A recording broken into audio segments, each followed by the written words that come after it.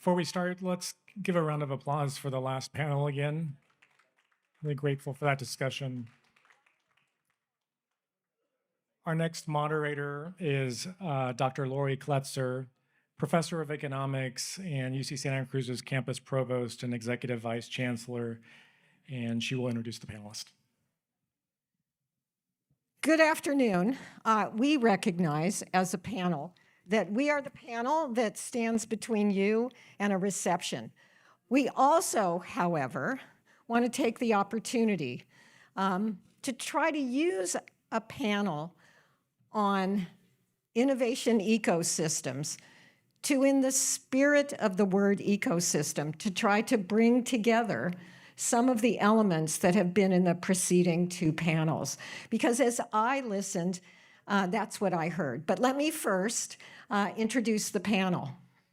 Now, in the spirit of someone who can turn almost anything into a competition, I want to say that I appear to be the moderator who read the instructions from the organizers.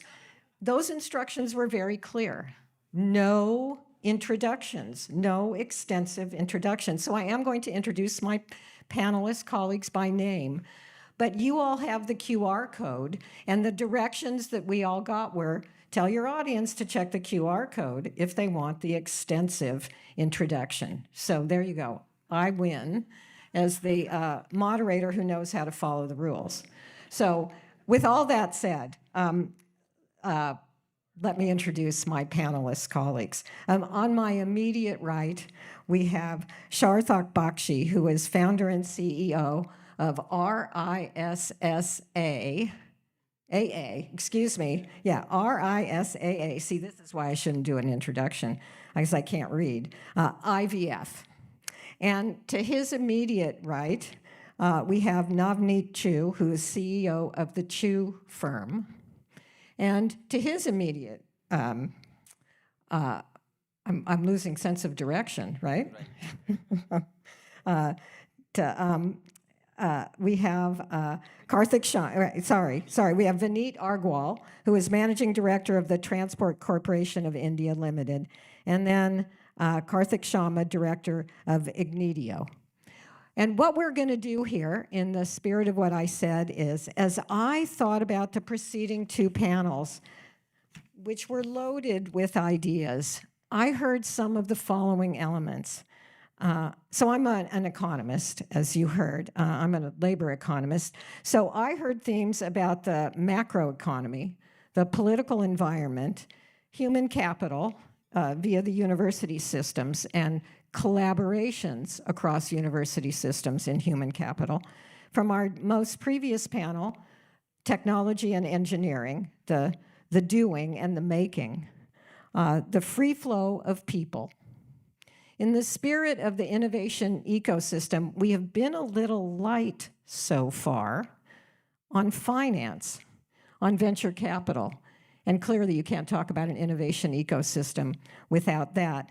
And then last but not least, right, we also had a particular technology mentioned, one of the most recent, right, and that's AI, which I will say I don't think is our first truly disruptive technology. We've had a number of disruptive technologies, right, and we have policies and experience that should help us think about that disruptive technology. This particular panel had a premise, and that is that we should revitalize our innovation ecosystem, that there's a critical need to re-energize and revitalize our innovation ecosystem. So my first question, which I would like all of my panelist colleagues to comment on, is there a critical need to rethink and remodel innovation ecosystems? That is, would you question the premise, or would you support the premise that our innovation ecosystems, pick the one that you'd like, it doesn't have to be the one we're sitting in, right? Do we need to rethink and re-energize and reevaluate our innovation ecosystems? Who would like to go first?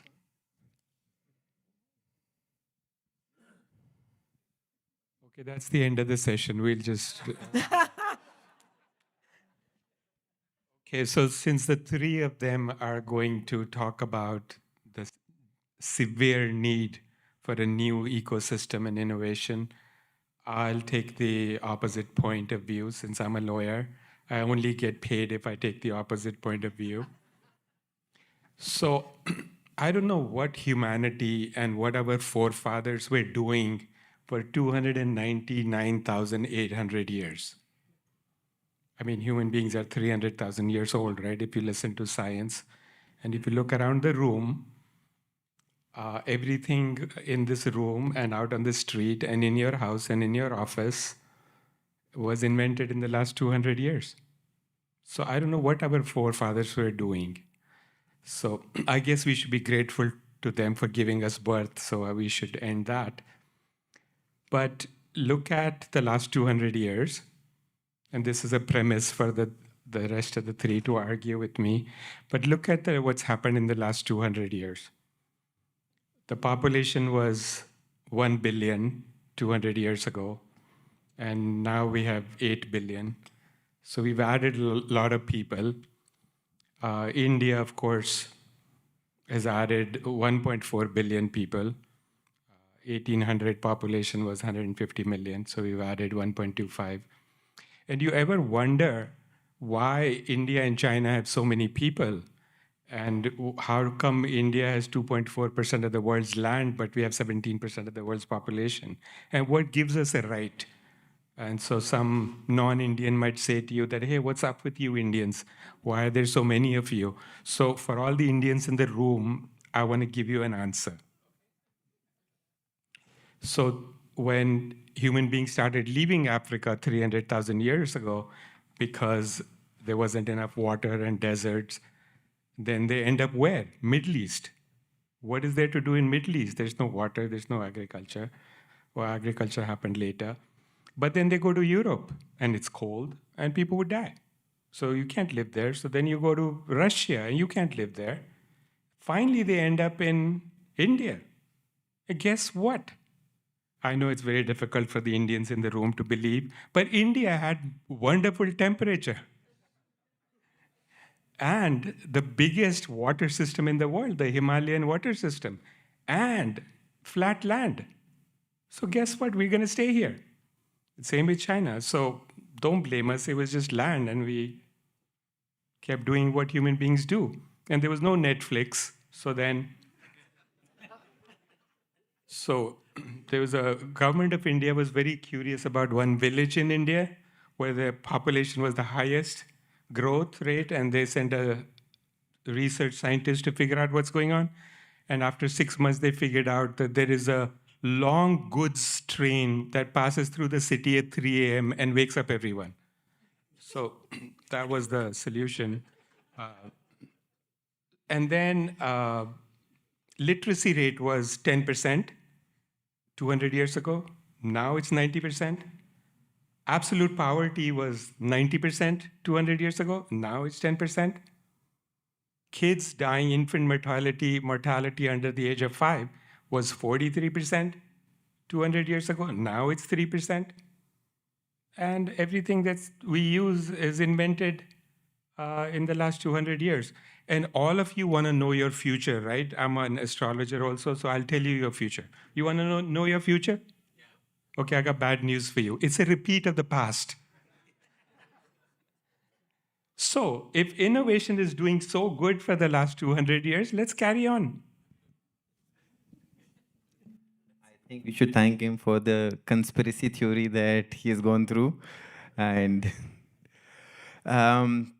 so going back to the topic of innovation, and thank you, Navneet, for the history lesson on how we give birth and how we keep giving birth. But apart from that, I actually believe that innovation is not inventing anything new. Nothing new is being done. Anything that you can do faster, more convenient, more easily, that's innovation. And that's what's happening each life cycle. Let's talk about companies.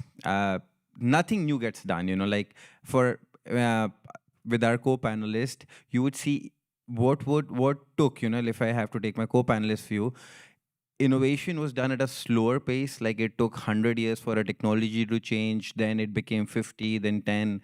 Now it's every 2 to 3 years. There's something new happening. Probably back in the day, when I was a kid, Nokia was the phone. I mean, now it's nowhere to be seized. Kodak was the camera technology. The company ceases to exist.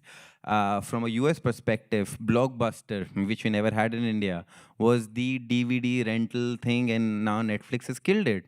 So it kept on innovating, Like I would always give this example. In India, our taxi system, like it was very easy. We had to go on the road and we had to flank our hand.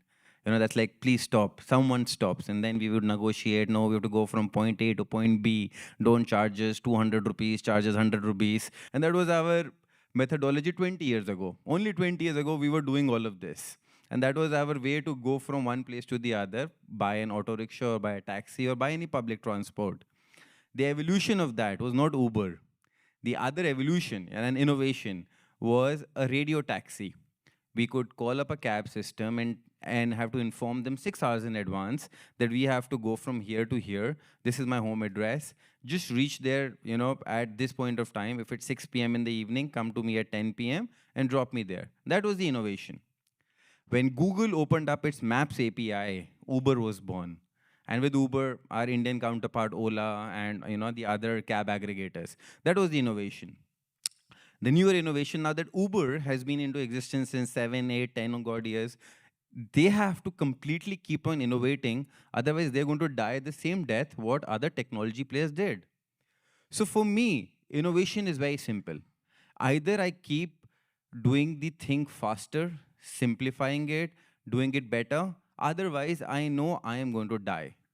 And it's not going to be a slow, painful death, which was to our forefather companies, like Nokia, Kodak, or any of those. It's going to be a very fast death with a lot of debt, with a lot of legal cases, and with everything that you want to avoid. We don't have the luxury that we can stop innovating. So it's continuously, unless you become a brand, you become a legacy, there are things which can set you apart from the legacy systems. But innovation is a must, and you need to keep doing it. It's very simple. It's not that Walmart hasn't ceased to exist. Amazon just gave price transparency, comfort, that's it. It did not do something new. I'm just trying to tell you that innovation is nothing that you have to go out there and think of a chemical process and completely radicalize and change anything. Nothing of that sort. Just make things faster, convenient, or simpler. As simple as that. And you would have a pot of gold. You would have struck wealth.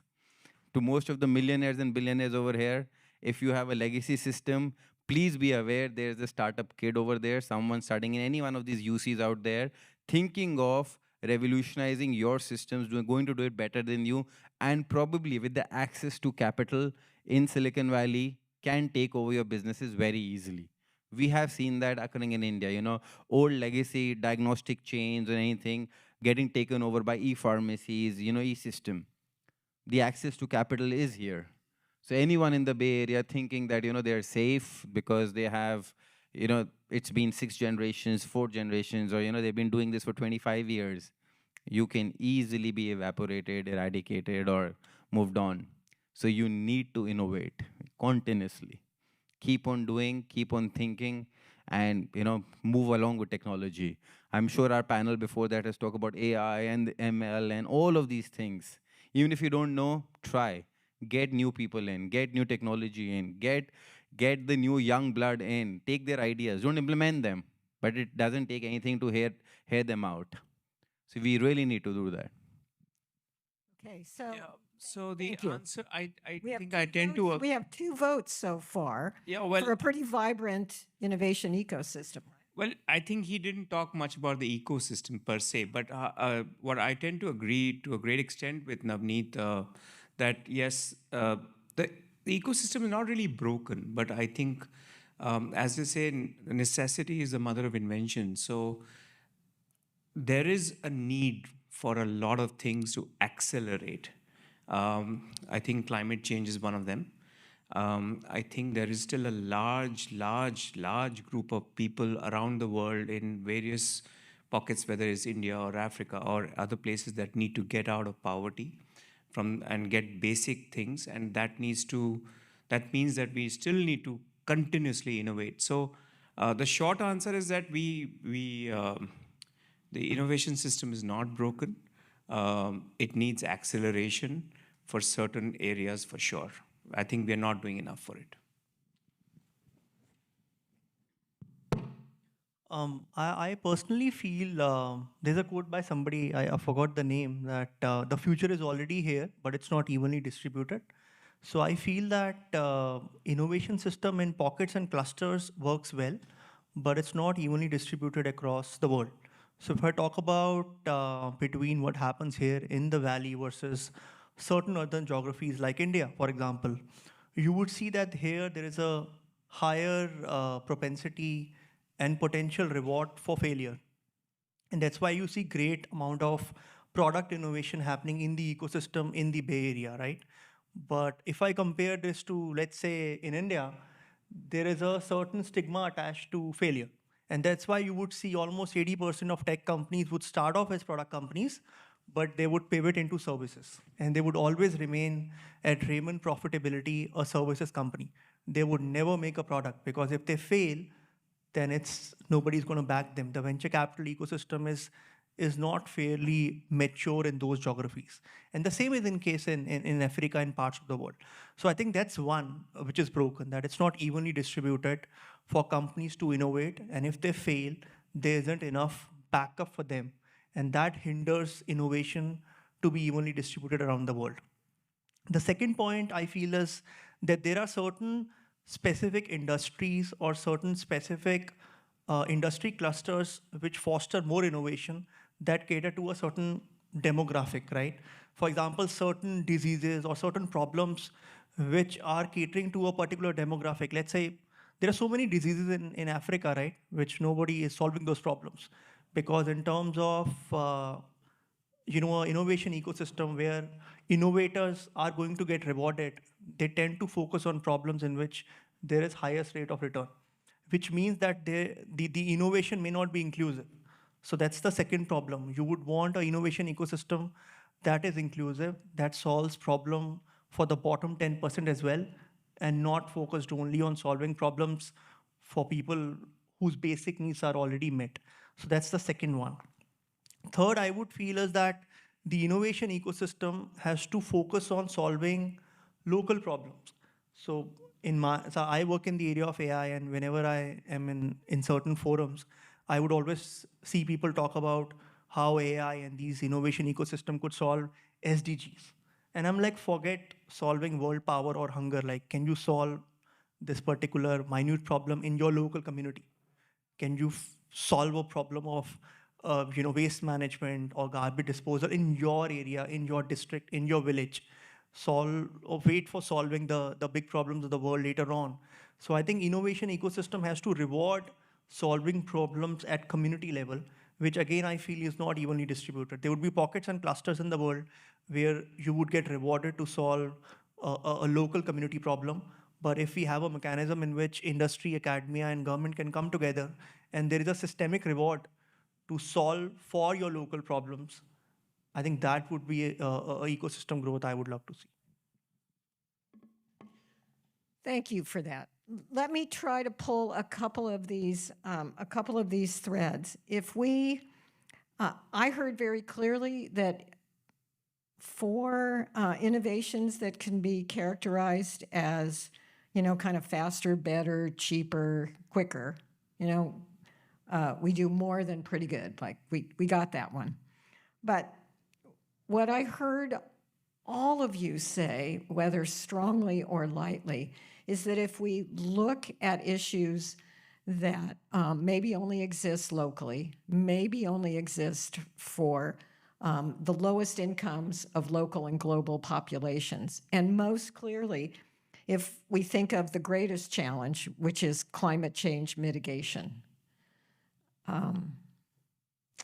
that we need to be thinking about, we need to likely be thinking about what's missing or needs to be added or needs to be shaken up, right? Or needs to be strengthened.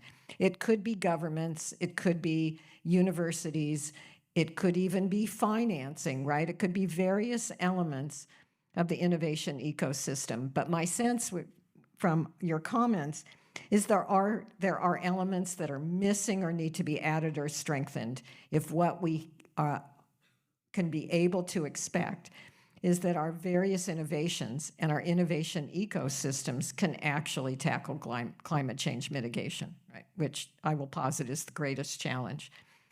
Anyone care to comment on that? Yeah, so I can take on the climate change itself. I think you take a step back, and I think a lot of the Western world really needs to recognize the problem. I don't think they recognize the problem. And I can give an example. 3 days ago, I was on a flight, a United flight that flew in, and I asked for a glass of water. I got a cup of water, and I drank the water, and I asked the air hostess, "Can I get some more water?" She gave me another plastic cup. She said, "I can't touch this cup," and that's exactly where the problem is. We get preached about food being wasted, 30-40% of our cultivated food getting wasted because we don't have a proper supply chain or a cold chain.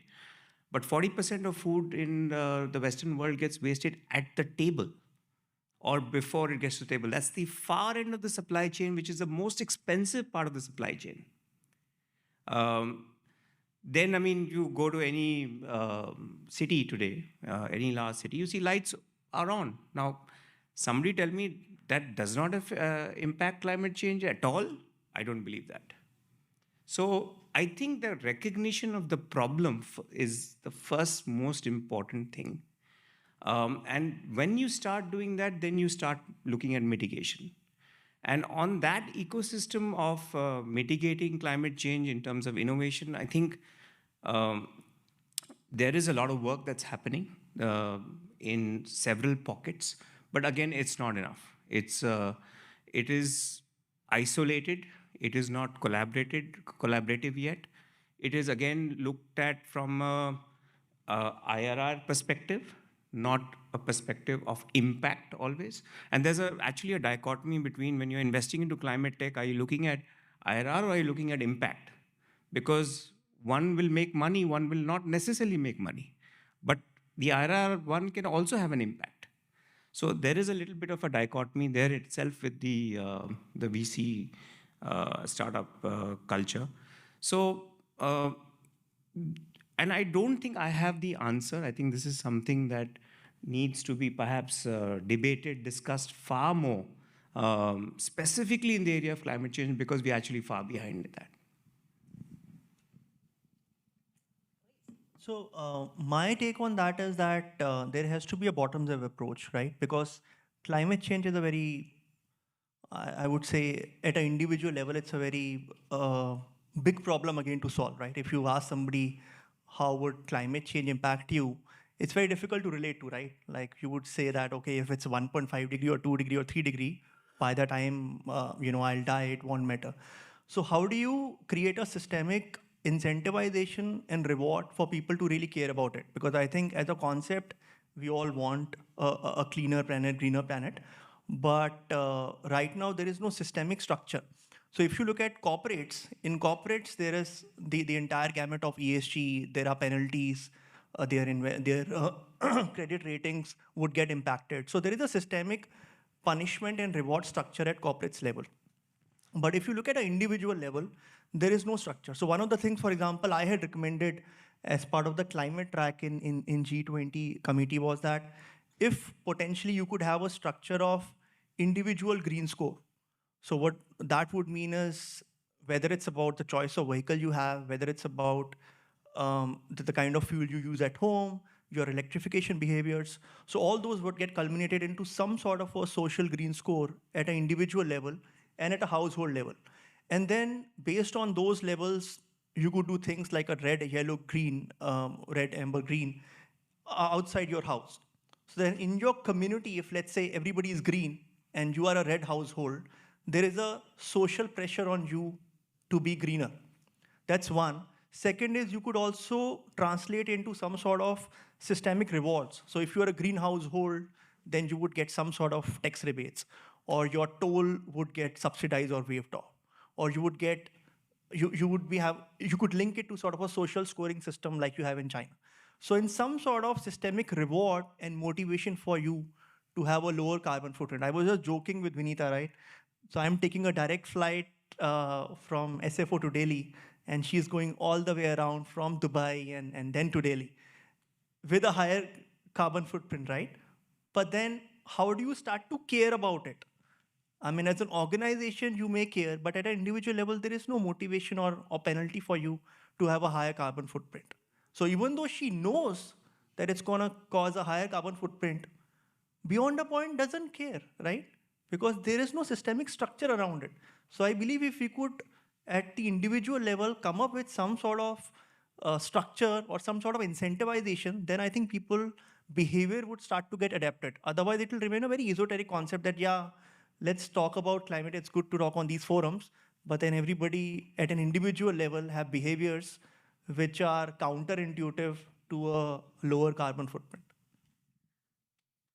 Very, very good. So if I could rephrase what you said, a large part of what I heard you say is that affirming that many, if not all, of the great successes we see out of traditional innovation ecosystems actually come from the commercial perspective, right? That's what it's really driven by. And in the absence of that, what I heard you suggesting is we need to, loosely speaking, monetize behaviors in the direction that all of us need, right? So that we have to get private behavior, which just strikes me as an enormous challenge to say this is a problem that classic innovation ecosystems can handle, even though those classic innovation ecosystems have a history of showing us the enormous innovative perspective, right? But without the monetization of the behavior, right? The thing that's the most akin to commercialization. We have a system that's good at one thing, but that doesn't appear to be very good at this moment at our greatest challenge. Am I off base there? Because I'm trying to, I am clearly trying to urge this to kind of away from there's a certain self-congratulatory stance that we can all have about innovation ecosystems, particularly as we sit in this building in this location, right? And I want to try to urge that in this other direction because of this incredibly, enormous challenge that we face. Anybody want to take me up on it? Further? That is, further take me up on it? So, Lori, better, cleaner, faster, more efficient, that's great with innovation. And the last 50 years or so, since 1978, the world has been looking to China for global growth. And now that China has removed 800 million people from absolute poverty, and the per capita income of an average Chinese is now 5x that of an average Indian. And in 1978, it was $300 per year for both country people. And now the world is looking towards India to be the next global growth engine. But somebody very smart once said that the hardest things to do in life are the simple things. And if you look at India, fine, this innovation is great, and a lot of it is happening. But what is ChatGPTs of the world going to do for India when we need innovation at the absolute foundational ground level? For instance, there's 900 million people in India that are of working age, between the ages of 16 to 64, 900 million people. Officially, on formal payroll in India, it's 60 million people, not even 10%. So what's happening with the other 840 million people? So of the 900 million people, let's say half are women, and it's not half because some states in India have a huge female infanticide rate. So the female-male ratio is actually 60-40. But let's say half of them are women, only 20% are working. So if there's 400 million women, there's only 100 million people working. And most 40% of the entire country's GDP is in informal sector. So between this is a trivia question for those of you sleeping. So between 1950 and 2000, US had a massive GDP increase, as you know. And by the way, US is another world formed in 1776, and within 114 years, by 1890, US was the richest country in the world, had the highest GDP, surpassed that of England. That's all, 114 years. But anyways, between 1950 and 2000, what do you think was the single largest contributor to the increase of GDP in the United States? Sorry? Roads and cars. Women going to work. Birth control pill drove women to work. From it's 55% now. And imagine India, right? So there's 900 million people of working age and 60 million on official payroll. And 400 million people are actually working. Out of that, 500 million are not working. And of the 400 million working, 150 million are in agriculture, 45%. Want to guess what the percentage of US workforce in agriculture is? 3%. And US produces 80% of what India produces in agriculture. So what faster, cleaner, efficient thing, innovation, is going to fix all of these problems, the foundational issues of India? So we have 600 million people living in villages. Half of them, 300 million people, are living in villages with a population of less than 1,000. How is the government supposed to give these people water and schools and jobs and health care? 67% of India doesn't have health care. So what innovation, what ChatGPT is going to fix this? So one of the things that equalizes humanity the most in most of the world is law. So the purpose of law is to protect the powerless from the powerful. What happens in India? To get a doctor's appointment, you need a powerful friend, right? Everything is power, power, power. I met with a famous politician of India yesterday in Los Angeles, and people are touching his feet, and people are, sir, sir, sir, sir, sir. You know, he's sitting at a separate table. He's getting special food. And Raja Krishna Murthy, who's one of the 5 Indian Congress people in Congress, told me once, and I'll never forget, he says, and I was like, sir, sir, sir to him, right? Not saying sir, but being respectful, Mr. Krishna Murthy. And he says, Navneet, I'm your servant. You pay my payroll. You pay my salary. We Congress people are your servants.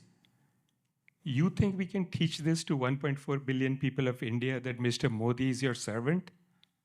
Or these Congress people in India are your servants? So what equalizes humanity? Law. And India has one of the worst legal systems in the world. 49 million pending cases. Delayed justice is no justice at all. Half of them, the government of India is either plaintiff or defendant. 25% of them are criminal matters. Had these people just pled guilty on day one, they would have been out. But now they're waiting for trial. 10 years, 12 years, 14 years. California has a law that a case must finish within 5 years. Otherwise, it's dismissed with prejudice, meaning you can't file it again forever. Dismissed in favor of the defendant. Plaintiff, what were you doing for 5 years, right? 90% of cases in California finish within 18 months. Another trivia question. Do you guys want to guess how old is the oldest case in India? Come on now, it can't be 100. The countries. You read too much. Okay. So the oldest case in India is from 1878. 145 years old. Land dispute in Varanasi. Is that justice? Somebody's great-great-grandparent filed this case. Lawyers cannot advertise in India. The British left 75 years ago, but the 1.5 million lawyers in India are still in prison. Lawyers in India cannot have a website, cannot advertise, cannot have a booth at a conference. And Navneet, I think we know all these things. I think we're here to figure out the solutions. So- So we are, I think we all know these problems. And I think if there is we one keep person in repeating this planet who has the solutions, it's a guy named Vineet Agarwal. I don't have the solution. That's why I said I do not know.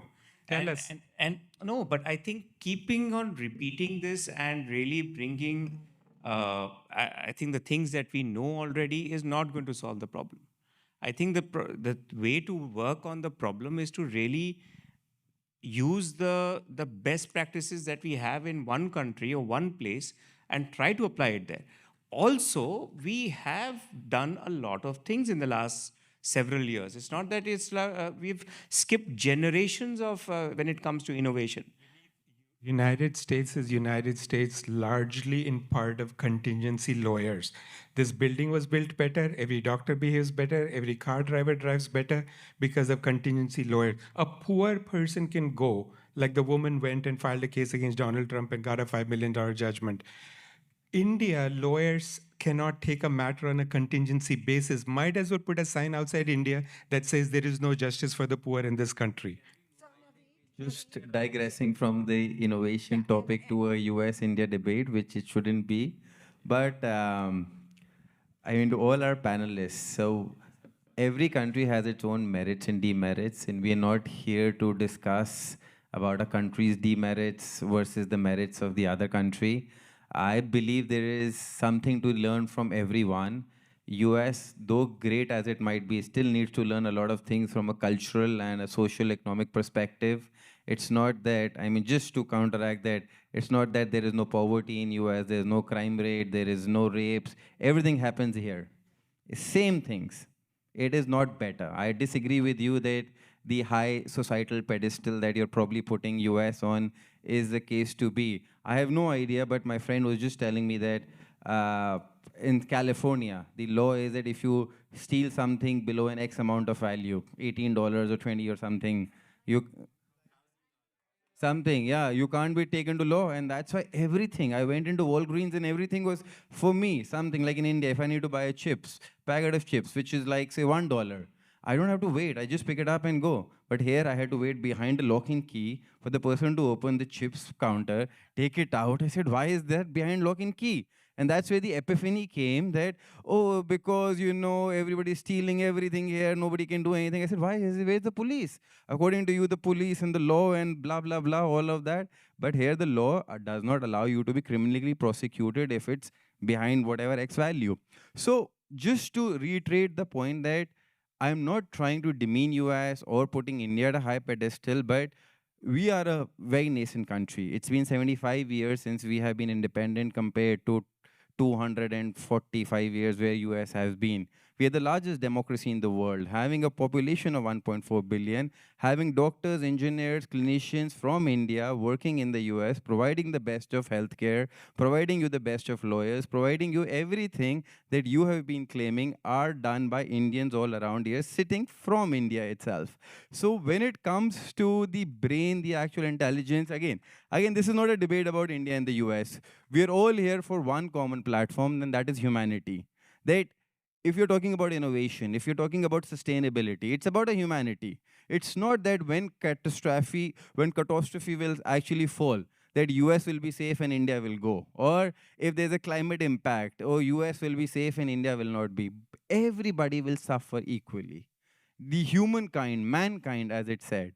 And I think that's the quote that Mr. Navneet, you should learn, that when Neil Armstrong, the US astronaut, went to the moon, his quote was, one giant leap for a man and for mankind, not one great leap for a US citizen and one great leap for a USA. No. So when you look at innovation or anything, please look at from a humanity perspective that out here, the problems are actually synonymous to, as big the head, the bigger the headache.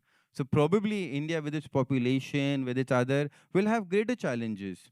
Any smaller country, you're talking about UAE or Doha or Middle East, if their population is only 10,000 people, their problems will be equally for those amount of people.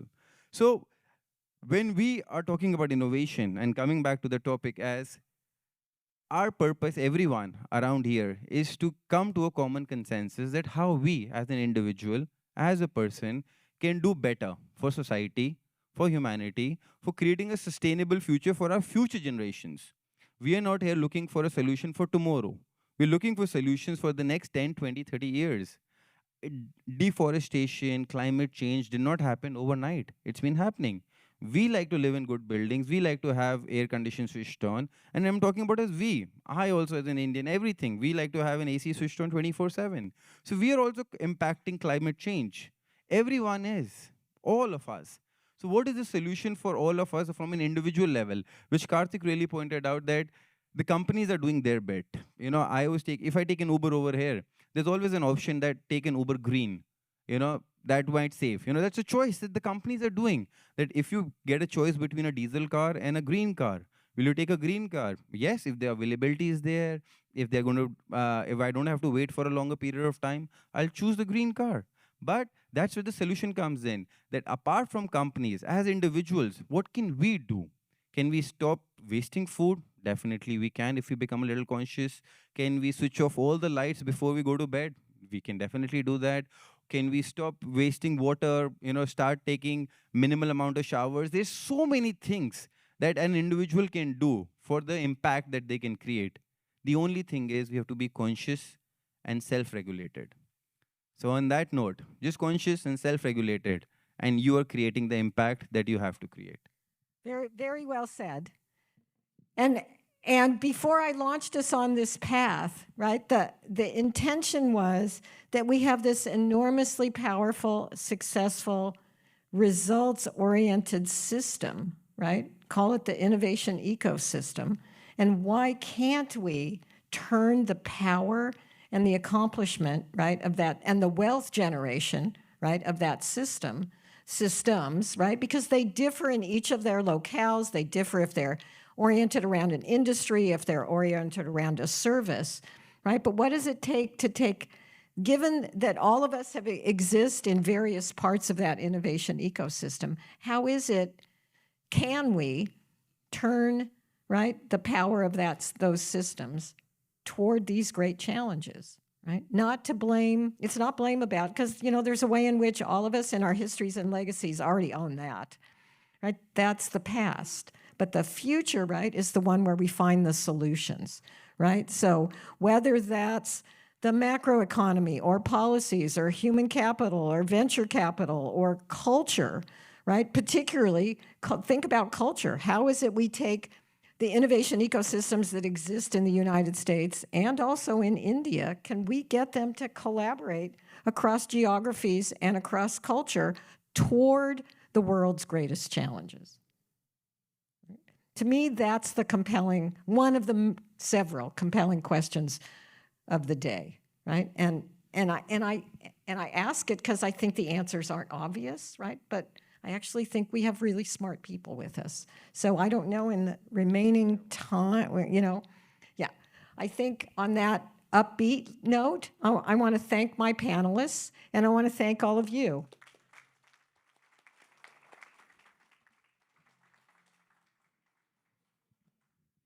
So thank you so much. What an interesting panel. I think I'd like us to thank all of the panelists that we've had today. I want to acknowledge our deep collaboration with IMA, that really was the generative collaboration that led us to this interesting discussion, to thank our sponsors, Chugh and Trivium, and to welcome all of you to join us now to continue our conversations one-on-one out in the reception that'll be just outside the room there. So thank you for coming and enjoy the reception.